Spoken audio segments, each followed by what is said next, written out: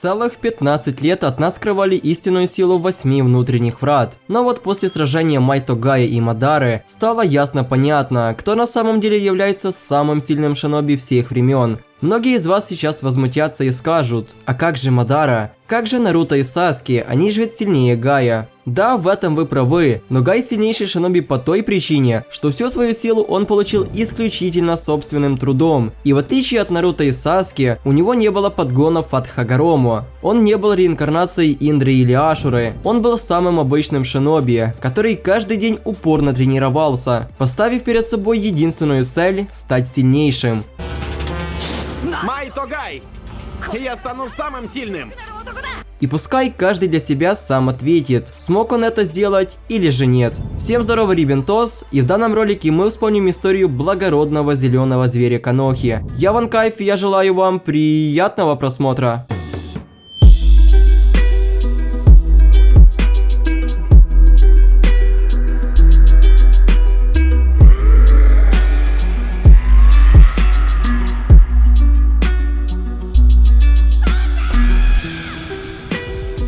Для начала давайте разберемся, кем вдохновился Кишимото, прежде чем создать такого персонажа, как Майто Гай. Я думаю, многие из вас слышали, что именно Брюс Ли был прототипом Рока Ли. Однако, как по мне, то он является и прототипом для самого Гая, потому что Гай и Ли практически ничем не отличаются. Они похожи не только внешне, но и имеют один и тот же характер. В случае Брюса Ли, то у него точно такая же прическа, как у Гая и Рока Ли, а их одежда, которую они носили будучи генинами, была основана на комбинезоне, который Брюс Ли носил в фильме «Игра смерти». В случае Рока Ли, то нужно начать с того, что у него точно такое же имя, как и у Брюса Ли. У них даже день рождения в один и тот же день, а это 27 ноября. Травма, которую Ли получил в сражении с Гаарой, также является отсылкой к Брюсу Ли, ведь у него была точно такая же травма на том же месте. Они оба думали, что никогда больше не смогут встать на ноги. Учитывая все это, понятно, что Рок Ли – это сам Брюс Ли, только уже в мире Наруто. Однако Кишимото так и не подтвердил этого, но в одном из интервью он сказал, что дизайн Рока Ли появился после того, как он увидел брелок.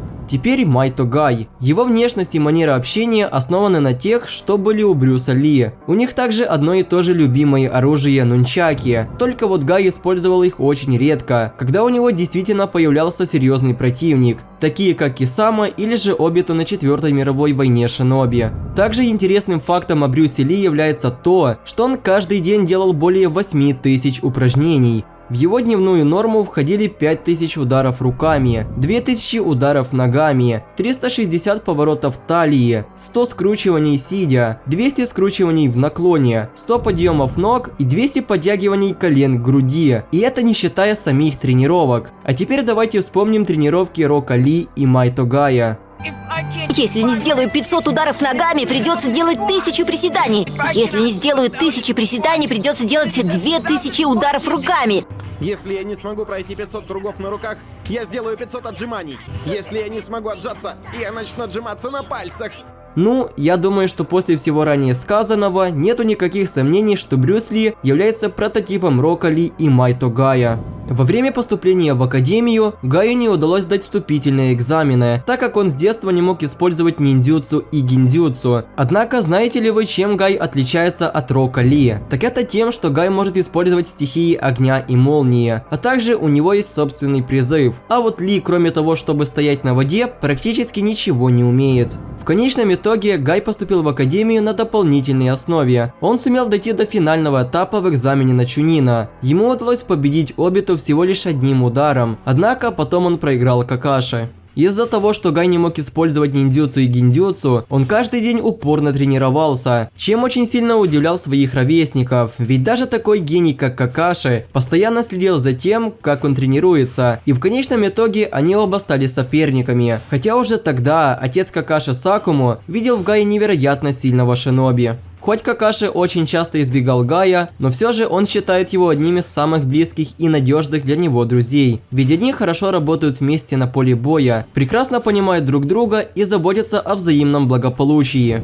Во время Третьей мировой войны Шиноби на одной из миссий на Гая и его команду напали 7 мечников Тумана. Однако они были спасены Майто Даем, который использовал все 8 внутренних врат, после чего он, к сожалению, умер. Человек, которого называли Вечным Генином, сумел убить сразу 4 из 7 мечников, которые в то время внушали страх в сильнейших Шиноби. У Гая всегда были проблемы с памятью на лица, с которыми он часто не пересекается, что идеально было продемонстрировано, когда он трижды не узнал Кисаме. Однако это объясняется тем фактом, что Гай всегда смотрит в будущее, вместо того, чтобы жить прошлым. Хоть и на первый взгляд Гай не кажется каким-то опасным врагом, а его манера общения совсем вызывает смех, он может быть абсолютно серьезным, а иногда даже безжалостным, как, например, в сражениях с Кисаме. Также Итачи считал Гая очень неприятным соперником, и когда тот пришел на помощь Какаши, Курынай и Асуме, он с Кисаме решили отступить, потому что их сражения сразу же заметили бы. Вообще, я могу выделить только 2 действительно крутых сражения Гая. Первый — это против Кисаме. В этом бою Гая показали как совершенно другого персонажа. Он был полностью серьезен и смог победить Кисаме, у которого было преимущество из-за того, что их сражение было в воде, но это не помешало Гаю быстро его победить.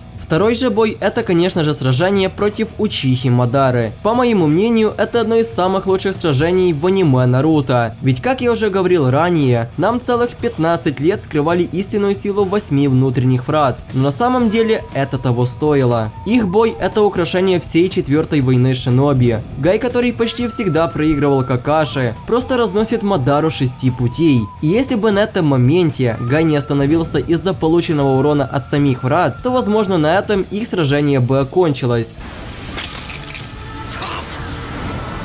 Ведь сам Мадара сказал, что если получить несколько таких ударов, то ему придется очень несладко. Мне следует избегать ударов его кулаков.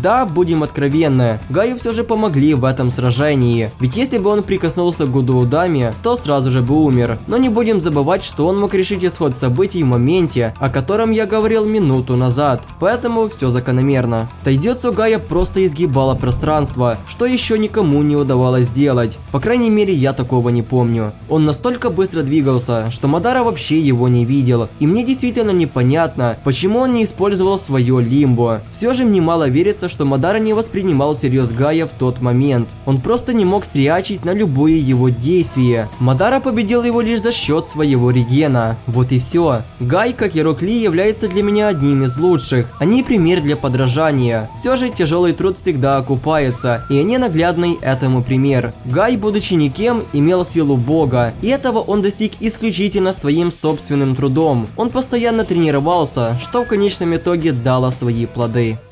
Я, Мадара, нарекаю тебя сильнейшим!